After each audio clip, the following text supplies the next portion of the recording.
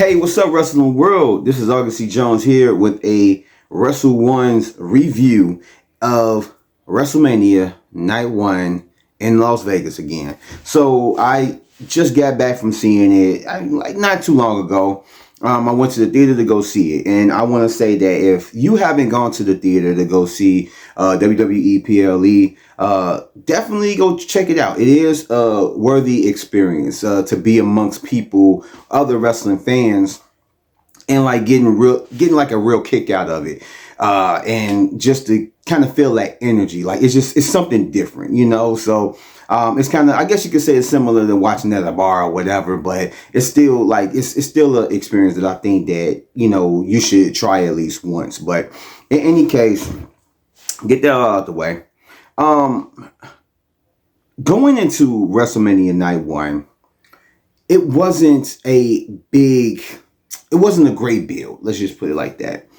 I know a lot of people agree that the build to it was just so weak and lackluster that we hearing all these reports of Triple H like changing different things and all this stuff as we're going along to the road of WrestleMania, to the point where we got to where we're at tonight. And so my expectations wasn't really high for this Night 1 or Night 2, and I can say that Night 1 did not exceed my expectations. It was certain things that were expected to happen that, it wasn't like no big thing or whatever. Like we got Paige having a return, we got Braun Breaker having his return or whatnot. But other than that, it wasn't really no big surprises besides the fact that, Bianca Belair came out and showed us that she was pregnant. I don't think anybody knew about it. Reports or anything, at least that I didn't know, came out about it or whatnot. So that I say that was like the only really big surprise of the night. Other than that, everything was like, it was decent. It wasn't a horrible night, at least in my opinion. If I were to say, it was a decent show. It wasn't anything spectacular. Matches were hit or miss, and I feel like it wasn't anything great about this, especially the main event. I mean, Cena came out. I don't even know why they have hosts, because the hosts really don't do anything major, throughout the night. They don't gotta like get involved or do anything physical, but they only appear like maybe once or twice, and it's just kind of like, why do we even have a host? Just have Triple H try himself out there and just announce certain things or whatnot.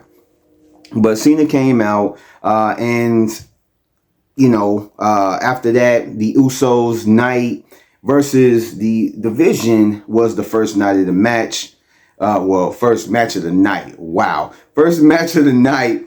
And the Usos and LA Knight ended up winning, which was kind of weird because LA Knight got the pinfall, which was good, but I don't think that he was the legal man. Now, maybe I missed something, but I don't think that he was the legal man. But in any case, they might address it Monday. They might not. Maybe it was just like a botch or whatever. Maybe I'm tripping. But in any case, so one of the things going into this match is that I think a lot of people were expecting to see what Speed was going to do, because we know that he's athletic, but can he be on the same level as like maybe a Logan Paul, Bad Bunny, or would he just be regular?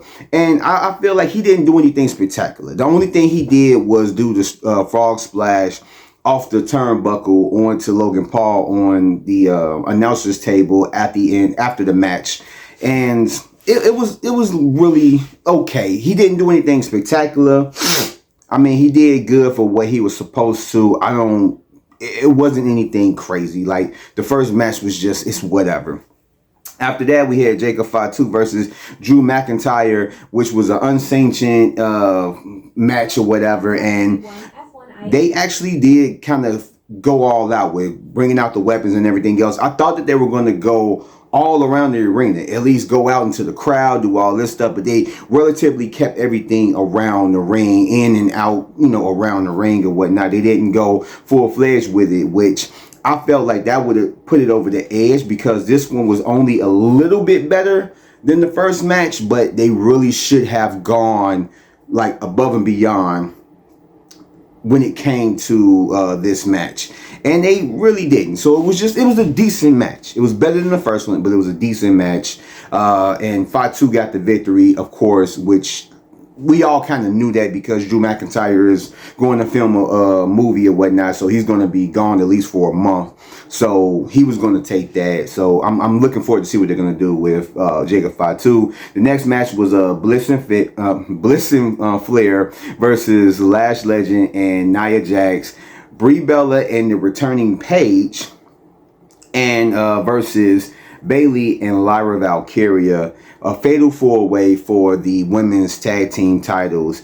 And it was reports, and of course the news came out about Paige re-signing with WWE, and I think it was like a good length of time, at least 3 years, that she's gonna be signed to them and whatnot. And after hearing that, my first thought was that if Nikki Bella isn't going to be able to wrestle, which it was looking like she wasn't going to, that Brie, what's her name, Paige was going to take her place, more than likely they were going to win the title. Like it was like a foregone conclusion. They were going to win the titles just because Paige is coming back, and they kind of wanted that big thing. And in the theater that I was at, she got a big reaction, which it sounded like she got a big reaction out there in the live audience as well.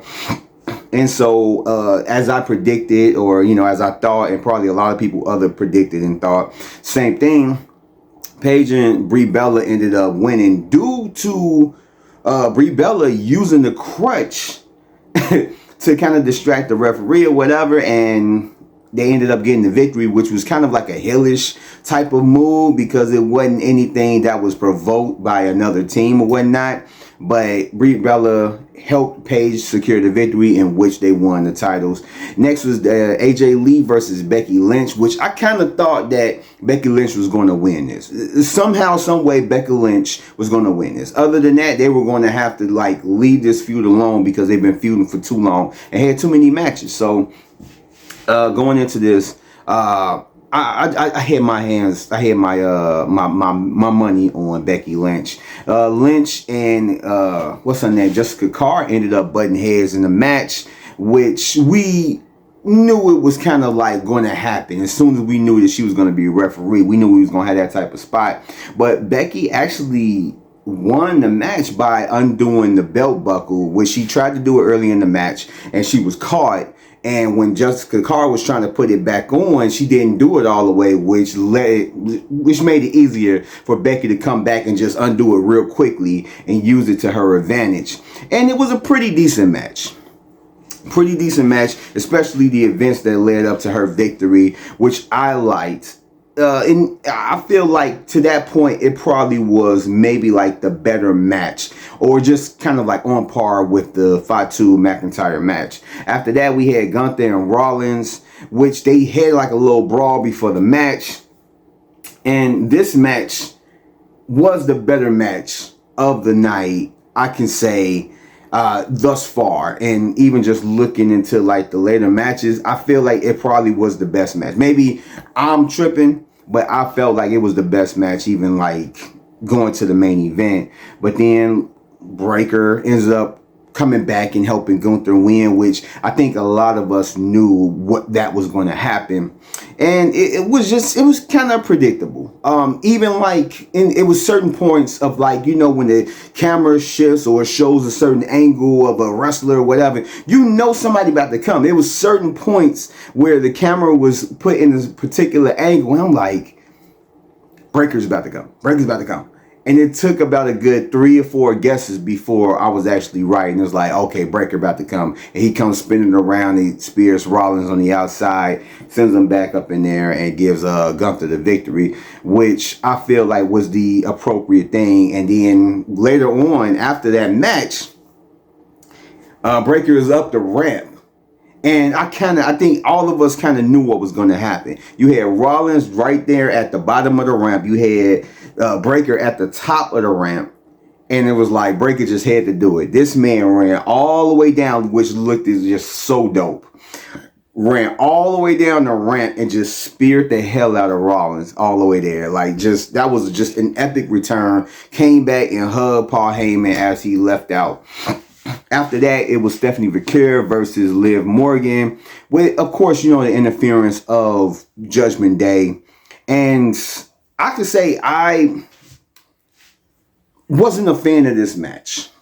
This match was like one of not the best matches of the night, especially the ending was very underwhelming and lackluster. We all knew that Liv Morgan was going to win, whether it be through the Judgment Day or she just ends up winning by cheating or just a clean victory. We knew that she was going to win, but the ending and how everything went together, it just wasn't the best ending, and I felt like it was one of the least, I guess you could say, it wasn't really a bad match. It just wasn't one of the best. It was the least best. I guess you could say that. I'm sugarcoating it. And also, speaking of sugar, cakes, Roxanne, oh my God, Roxanne Perez. What she was wearing, thank you for it, because that was, oh my God. Anyway, let's move on. But yeah, Liv Morgan wins the women's title again, or the world women's title. And after that was when we got Bianca. Well, we got Cena coming out talking about the attendance, of course, lying about the attendance. And then we got Bianca Belair that came out. Nobody was expecting her to be there. We thought we was going to get her to announce that, yo, I'm about to be cleared, or I'm cleared, so I'm going to be here night 2 to wrestle, blah, blah, blah. Or I'm going to be in such and such corner, something like that. But we all know now what Montez Ford and Bianca Belair was up to, while we haven't seen Montez Ford like that. And it's all because of Bianca Belair is pregnant. Came out and announced it, and that was a surprise, because I heard nothing from no one. No one said anything about it. No news reports, no rumors, no nothing. Everything was revolving around her finger and whether she's cleared to wrestle and everything else. So we're not going to see Bianca Belair for a good little while. But that was of the night, that was the biggest surprise. I don't think anybody knew about that. And then after that, we get to the main event, which was Randy Orton versus Cody Rhodes, with Pat McAfee in Randy Orton's corner, which was a match that everybody was looking forward to in the beginning, but then, inserting Pat McAfee is just kind of whatever. This match to me was kind of a mixed bag. I don't know truly what to say about this match. It had its good parts, but then it had its bad parts. It was one of those things where the ending, I was looking forward to Randy Orton winning, but going into WrestleMania this week, we was hearing all the stuff about, people not really feeling in Pat McAfee and stuff, and people just really being vocal about it. And that WWE was trying to pivot or trying to alter the plans in regards to that match, and, maybe what they had in mind before. And so I kind of halfway figured that Randy Orton, he may not come out, because we heard a rumor or reports that Backlash was going to have Pat McAfee and Randy Orton versus Cody Rhodes and Jelly Roll, and with Pat McAfee saying that yo, if Randy Orton don't win, then I'll get away from wrestling, I'll leave it alone. And we thinking if we're hearing that they're going to be at Backlash, that means that Randy Orton is going to be winning. But we see now that they did alter it, and Randy Orton lost, which means that they got away from that. They heard us, and they understand that this was the worst move that they could have done for this match. The entrance, I felt, were a little bit too lengthy. It kind of reminded me of Elimination Chamber for the entrances for the chamber matches.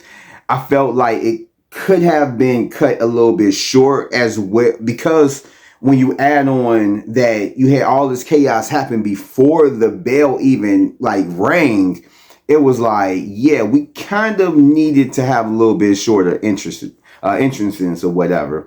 But yeah, we had Jelly Roll come out, who splashed Pat McAfee through an announcer table to make it an even bout between Randy and Cody, which I myself, and I know a lot of us, was loving that. But with him leaving on the stretcher, sticking up his thumb, we knew that he was going to come back in some way, shape, or form, in fashion or whatnot. But one of the things that I can point out was that in the match itself, there was some lukewarm kind of, like reception throughout the match. And it kind of goes from like, there were certain parts that were real slow. Like this match I want to say had a pacing issue. It was certain parts of the match where things just kind of slowed down. Randy, whether he's really hurt or whether he was just trying to sell that his back was hurting, it was points in time where like Cody was on the turnbuckle and Randy was in the ring, and he just kind of stopped and wasn't anything happening for a good like maybe almost 10 seconds. And you can hear the crowd like just really just having a warm reception. It's like it really, they were there. Nobody was like cheering, nobody was booing. It was just, we were just watching things happen, and it was kind of a weird thing. And it was the same thing with the intros to both wrestlers. It was just kind of a warm reception. People wanted to cheer Randy, but they didn't like the fact that Pat McAfee was introducing him. And then you had a lot of people not really cheering for Cody because people are tired of Cody. So it was just kind of a weird whole thing that was happening. But we did get a crossroads to Pat McAfee from Cody Rhodes, which that told me right then and there that they are trying to shift to a different type of to a different direction by him doing that, because that felt like something that was like, you do like when he did it to Travis Scott, got his leg back. That's what it kind of seemed like it was a finale to like, okay, you've been giving me hell all this time, and I finally got to put my hands on you and bam, put you out, and then I can go on and do what I'm going to do. That's what it felt to me. So from then on, I kind of knew that it was more likely that Cody was going to leave with the title, that he was going to retain. But I think they really kind of did that for all of us, just to let us know that like, yeah, we've been listening to y'all, and we're just going to pivot away from there. We're going to, have things go, because I feel like there is a chance that they're going to have a rematch at Backlash, and more than likely Randy Orton is going to win there, which he should have won tonight, but I can understand getting Pat McAfee out the way and having it be between both of them like it should have been was probably the best way to go.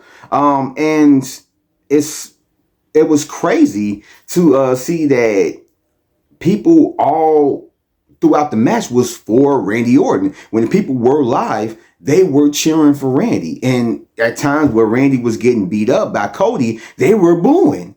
It's like whatever they did was work. Like what they thought was going to work to get people to cheer for Cody didn't work. The whole Pat McAfee, and I even said it up in my other video where I thought that the reason that they were bringing Pat McAfee is one of the reasons was to get people to boo Randy and cheer Cody, the lesser of two evils, right? But you still have people cheering for Randy. People do not want to boo him. They want him to get number 15. They want to see him as a babyface. They want that double turn. They want that. And they wasn't going to boo Randy. No matter what he did, he could have killed Cody Rhodes and they still would have cheered him. But no killing. But it's all weird. Like, it was a lot of booing for Cody and everything else. Then we had the ref bump. Pat McAfee came out as the new ref. And he was kind of counting slow. I thought he was going to come out and just like 1, 2, and then, whatever, try and screw Cody Rhodes over. But he didn't do that. But one of the biggest surprises, besides Bianca Belair being pregnant, was the fact that Randy Orton gave an RKO to Pat McAfee. Which I want to understand what would be the whole thinking behind that. But because of that, gave Cody the advantage, which I'm happy that they had Cody actually being a little bit more aggressive, which it makes sense for what he's been put through and just the frustration and stuff. But you had that time where you had times where Cody Rhodes was pissed off and he was frustrated, but he still tried to take the high road. And it's like, bro, these dudes then bloodied you up and you sitting here trying to show respect. This match, he didn't. He was going for the back. He kicked Randy in the nuts. He took advantage. He didn't even hesitate. And he got the victory. I didn't like that Randy didn't win, but I understand why Cody won. And I can respect the fact that they made Cody Rhodes not a stupid baby face. He understood what was happening. And it's like, yo, I can't be forgiving. This dude that blooded me up. brought Pat McAfee up in there and did all this crazy. Like, no. I'm going in and I'm going to win. And so I want to see where this is going to go. Hopefully they keep it there and they don't go back on the word with Pat McAfee coming back and all that stuff. Hopefully Pat McAfee is long gone and they could just focus on Randy Orton and Cody Rhodes and just go the route that they need to go. But other than that, when it comes to tonight, if I were to give it a rating, my rating would probably be, I could not give this pay-per-view event no more than 3 out of 5 stars. It was decent. Like I said, it didn't exceed my expectations. It was right there of what I thought it was going to be. It didn't wow me. It didn't do anything that was crazy. I didn't think it was garbage. I didn't think it was the worst ever. The ending and it's just the kind of confusion of what's going on with the main event was kind of like, it just threw me off even just thinking about it now. But certain parts of it I did understand, like I said, but it was just, they could have done more. They could have done better with this night 1. Hopefully night 2 is way better. I don't know. I don't have high expectations for it, but I don't know. Yeah, I feel like they made the right call getting Pat McAfee out the way, and some of the matches they had like the best call for the outcome of it and everything else. But yeah, I don't know, like they didn't give us. I feel like everybody who spent their hard-earned money on the tickets to watch it live didn't get their money's worth night 1. I don't know. Maybe I'm wrong. I wasn't there. I didn't spend that exorbitant amount of money to go see it live. So I don't know. Maybe people did think that, it was they got their money's worth. I don't know. I feel like, I don't think people did. I don't think people did. But in any case, those are my thoughts. If you like this video, go ahead and give it a like, subscribe, hit the notification bell, and share and comment and do all that stuff. And I will catch you guys on the next one. Peace out, and I will catch you guys on the next one. Like I just said, night 2 WrestleMania. Deuces.